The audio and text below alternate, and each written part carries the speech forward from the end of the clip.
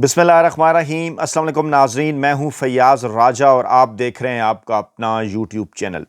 नाज़रीन, इस्लामाबाद के बाखबर हलकों का दावा है कि ताकतवर हलकों और फैसला साजों की जानिब से दो सूबों के वुज़राए आला को आइंदा 40 दिनों के अंदर फारिग करने का फैसला कर लिया गया है। और अपोजिशन अलायंस तहरीक तहफ़्फ़ुज़ आइन पाकिस्तान के सरबराह महमूद खान अचकज़ई साहब की जानिब से पाकिस्तानी इस्टेब्लिशमेंट और हुकूमत को 5 नुकाती मुआहिदा करने की पेशकश की गई है। महमूद खान अचकज़ई साहब ने दावा किया है कि अगर इस्टेब्लिशमेंट और हुकूमत राज़ी हों इस 5 नुकाती मुआहिदे पर दस्तखत करने के हवाले से, तो वो ख़ुद इमरान खान साहब के साथ जाकर अडयाला जेल में मुलाकात करेंगे और इस बात की गारंटी देते हैं वो पाकिस्तानी इस्टेब्लिशमेंट और हुकूमत को कि वो इमरान खान साहब से इस 5 नुकाती मुआहिदे के ऊपर दस्तखत करवा लेंगे। दोनों मामलात का आपस के साथ इंतहाई गहरा ताल्लुक़ है। ख़ास तौर पर गुज़श्ता वीडियो जो मैंने आपके सामने रखी कि पाकिस्तानी खुफिया एजेंसी की जानिब से हाल ही में तैयार की जाने वाली आइंदा इलेक्शन और मकबूलियत का अहाता करती हुई रिपोर्ट, जिसमें यह इंकशाफ किया गया है कि इमरान खान साहब को पाकिस्तान की कौमी असम्बली के 266 में से 204 हलकों पर बरतरी हासिल है और नए इंतखाबात अगर हो जाएं तो इमरान खान साहब 204 नशिस्तें कौमी असम्बली की हासिल करके जीत कर इक़्तिदार में आ सकते हैं। इसके साथ साथ आसिफ अली जरदारी साहब को और नवाज शरीफ साहब को पाकिस्तानी इस्टेब्लिशमेंट की जानिब से ये पैगाम पहुँचाया गया है कि जो है वो बिलावल भुट्टो जरदारी साहब के पास और मरियम नवाज साहबा के पास अगले 3 माह का यानी 19-20 फरवरी तक का यानी रमज़ानुल मुबारक सब से पहले तक का वक्त है। आइंदा 90 दिनों के अंदर अगर उन्होंने आइंदा इंतखाबात की तैयारियों के हवाले से और अपनी मकबूलियत में इजाफे के हवाले से अमली तौर पर इक़दामात ना उठाए तो बड़ा मुश्किल होगा पाकिस्तानी इस्टेब्लिशमेंट की जानिब से इस गैर मकबूल हुकूमत को लेकर आगे बढ़ना। और अब इस किस्म की ख़बरें गर्दिश में हैं कि 26वीं और 27वीं तरमीम करवा लेने के बाद अब ज़्यादा डिपेंडेंट नहीं है पाकिस्तानी इस्टेब्लिशमेंट इस नाम नहाद हुकूमत के ऊपर, इस चुंतखब हुकूमत के ऊपर, और आगे चलकर तमाम तर इख्तियारात अपने हाथ में लेने और मुल्क को एक कौमी हुकूमत की जानिब लेकर जाने के हवाले से तैयारियां मुकम्मल कर ली गई हैं। इसी कॉन्टेक्स्ट के अंदर महमूद खान अचकज़ई साहब के इस दावे को देखा जाना चाहिए। महमूद खान अचकज़ई साहब वो शख्सियत हैं जो इस वक्त पाकिस्तानी सियासतदान के तौर पर सीनियर तरीन शख्सियत हैं। 76 साल उनकी उम्र है, यानी मौजूदा सियासतदान जो एक्टिव हैं उनमें सबसे सीनियर, सबसे उम्र रसीदा महमूद खान अचकज़ई हैं। और महमूद खान अचकज़ई साहब को इमरान खान साहब ने ना सिर्फ कौमी असम्बली के अंदर अपोजिशन रहनुमा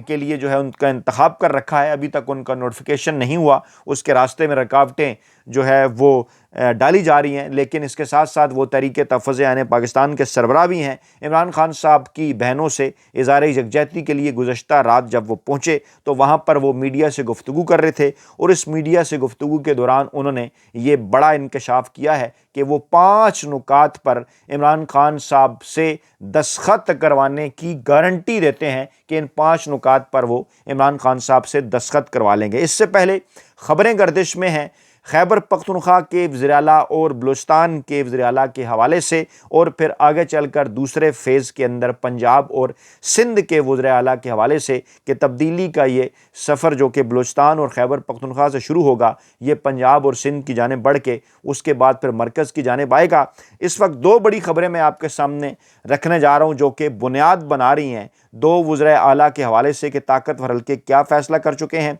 KPK में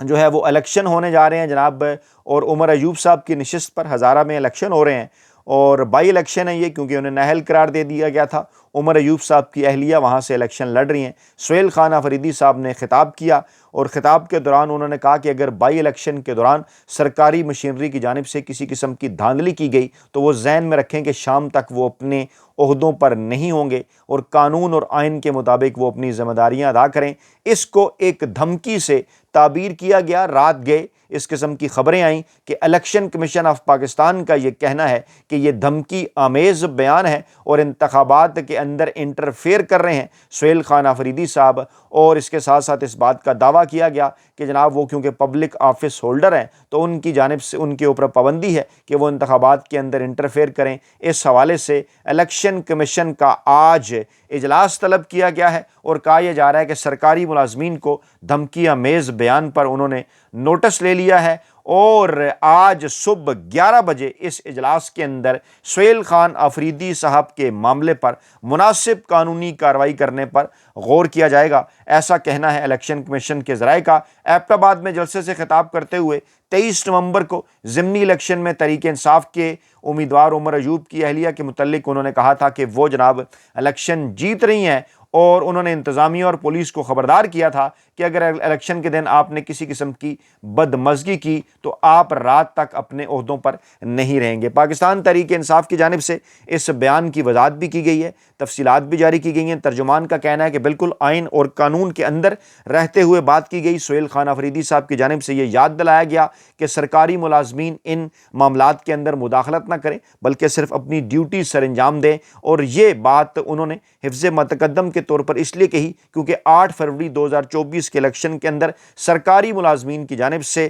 الیکشن کمیشن اور کچھ طاقتور حلقوں کے کہنے کے اوپر انٹرفیئرنس کی گئی۔ انٹرفیئرنس کے بعد جعلی فارم 47 تیار کیے گئے، پاکستان تحریک انصاف کے امیدواروں کو ہرایا گیا، ان کی فتح کو شکست کے اندر بدلا گیا، اور موجودہ چنتخب حکومت مرکز کی ہو، پنجاب کی ہو، بلوچستان کی ہو یا سندھ کی ہو، وہ پاکستانی عوام پر غیر آئینی غیر قانونی طریقے سے ایک جعلی نتائج بنا کر جو ہے وہ مسلط کی گئی۔ اسی جانب اشارہ تھا سہیل خان آفریدی کا، بلکہ یہاں تک کہ خیبر پختونخوا کے اندر پاکستان تحریک انصاف کی نشستیں بھی کم کی گئیں، اور کئی حلقوں پہ وہ نشستیں جو ہے وہ جمعیت علماء اسلام اور نون لیگ کی جھولی کے اندر ڈالی گئیں، اور بعض جگہ پر تحریک انصاف نظریاتی کو بھی دی گئیں، جو کہ تمام کی تمام نشستیں پاکستان تحریک انصاف جیت رہی تھی۔ اس قسم کے بیک گراؤنڈ کو ذہن میں رکھ کر سہیل خان آفریدی صاحب کی جانب سے یہ بیان دیا گیا، لیکن اس سے پہلے ہی اس بات کا فیصلہ ہو چکا، کیونکہ سہمت نہیں ہے سہیل خان آفریدی صاحب پاکستان کے طاقتور حلقوں یا مرکز کی اس آپریشن کی پالیسی سے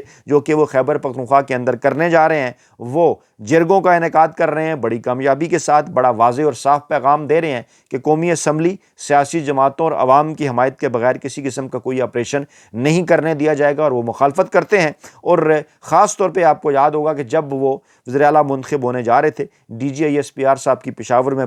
جو تھی پریس کانفرنس، اس کے بعد پھر وفاقی وزراء کے پے در پہ بیانات ان کے خلاف جو ایک پروپیگنڈا کیا گیا، وہ یہ بات واضح کر رہا تھا کہ سہیل خان آفریدی صاحب کو زیادہ لمبا عرصہ شاید اس کرسی پر رہنے نہیں دیا جائے گا۔ آج جمعرات کا دن عمران خان صاحب سے ملاقات کا بھی دن ہے، اڈیالہ جیل میں سہیل خان آفریدی صاحب کا بھی نام ملاقاتیوں کے اندر شامل ہے۔ دیکھیے آج کیا بنتا ہے، لیکن بہرحال الیکشن کمیشن آج سے اس عمل کا آغاز کرنے جا رہا ہے جس کے اوپر بنیاد بنا کر آگے جا کر سہیل خان آفریدی صاحب کو غیر آئینی اور غیر قانونی طریقے سے ان کے عہدے سے ہٹایا جائے۔ یہ تو جناب ایک ڈیولپمنٹ ہے۔ دوسری ڈیولپمنٹ جناب بلوچستان کے حوالے سے ہے، اور لیگی سینیٹر نے یہ دعویٰ کیا ہے کہ بیڈ گورننس کے سبب آئندہ دنوں میں سرفراز بگٹی کو وزارت اعلیٰ بلوچستان کے منصب سے ہٹا دیا جائے گا۔ نون لیگ کے مرکزی رہنما ہیں جناب موصوف سینیٹر میر دوستین خان ڈومکی، انہوں نے یہ دعویٰ کیا ہے کہ بلوچستان میں غلط طرز حکمرانی، بدامنی، اقربا پروری، کرپشن، بیڈ گورننس کے سبب آئندہ چند روز میں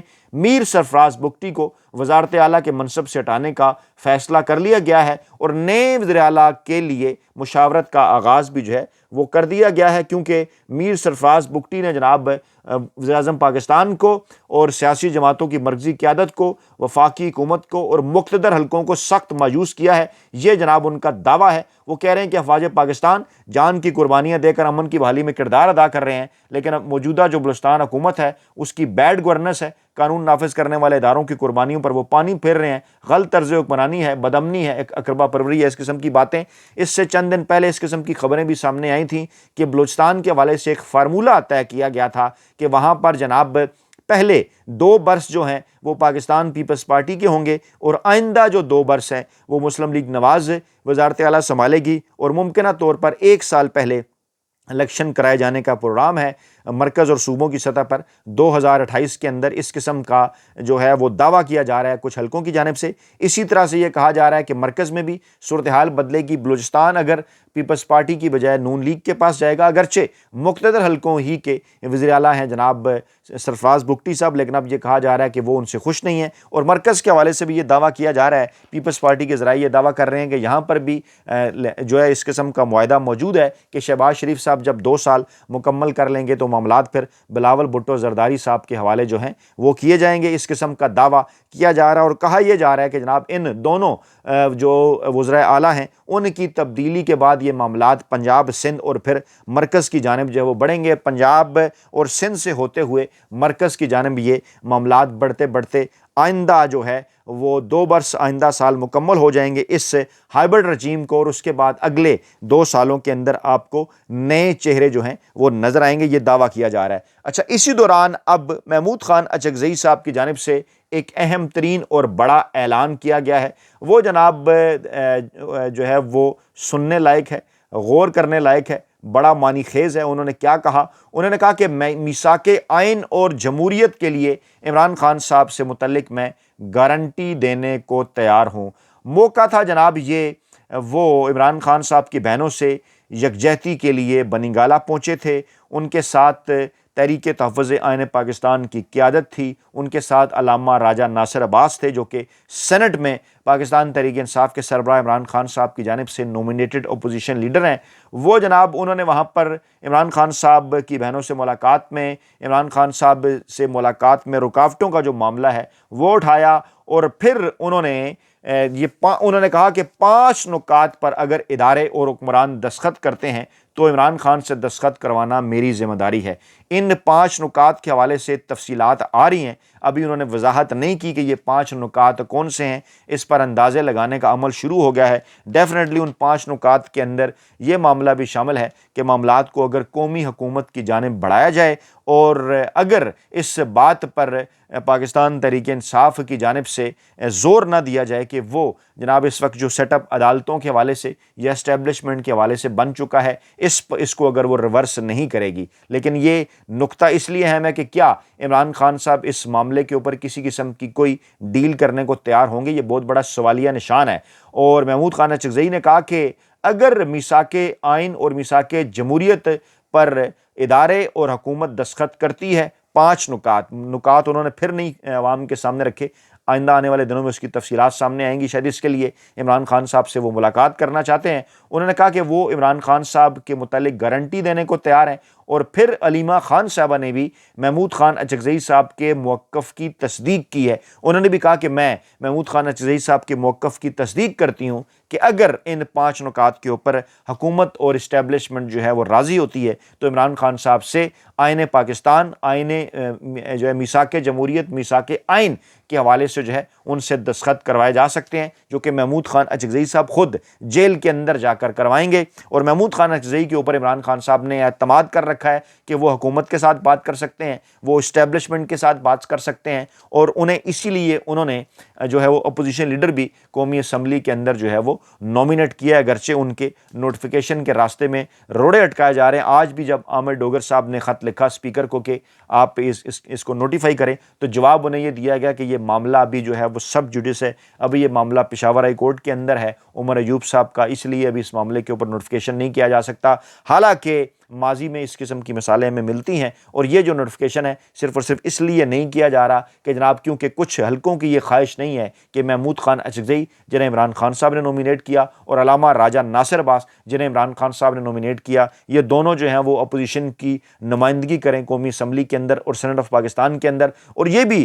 شاید پاکستان کی تاریخ میں پہلی مرتبہ ہوا کہ جب 27ویں اور 28ویں غیر آئینی ترمیم کی جا رہی تھی تو قومی اسمبلی میں اپوزیشن لیڈر کے طور پر کسی کو بھی نومینیٹ نہیں کیا گیا تھا، کوئی بھی اپوزیشن لیڈر کے طور پر جو ہے وہ نہیں موجود تھا۔ اس کے ساتھ ساتھ اپوزیشن قیادت نے چند دن پہلے یہ کہا تھا کہ 26ویں اور 27ویں آئینی ترمیم کے خاتمے اور سیاسی قیدیوں کی رہائی تک جدوجہد جاری رہے گی۔ جب ایک طرف وہ یہ بات کر رہے ہیں کہ 26ویں اور 27ویں ترمیم کی واپسی تک ہم جدوجہد کریں گے، تو پھر یہ 5 نکات آخرکار کون سے ہیں جن کے حوالے سے دعویٰ کیا جا رہا ہے محمود خان اچکزئی صاحب کی جانب سے کہ وہ عمران خان صاحب سے اس کے اوپر جو ہے وہ دستخط کروا لیں گے؟ اپوزیشن رہنماؤں میں علامہ راجہ ناصر عباس بھی شامل تھے، ان کی جانب سے ایک بار پھر اعلان کیا گیا کہ ملک میں آئینی اصلاحات اور جمہوریت کے تحفظ کے لیے جدوجہد کی جائے گی، اور انہوں نے اس بات کا اعلان کیا علامہ راجہ ناصر عباس نے کہ جمعے کے روز جو ہے وہ ملک گیر احتجاج کیا جائے گا۔ منگل کے دن عمران خان صاحب کی بہنوں نے ان سے ملاقات کی کوشش کی، ان کے راستے میں روڑے اٹکائے گئے، بلکہ ان کے اوپر تشدد کیا گیا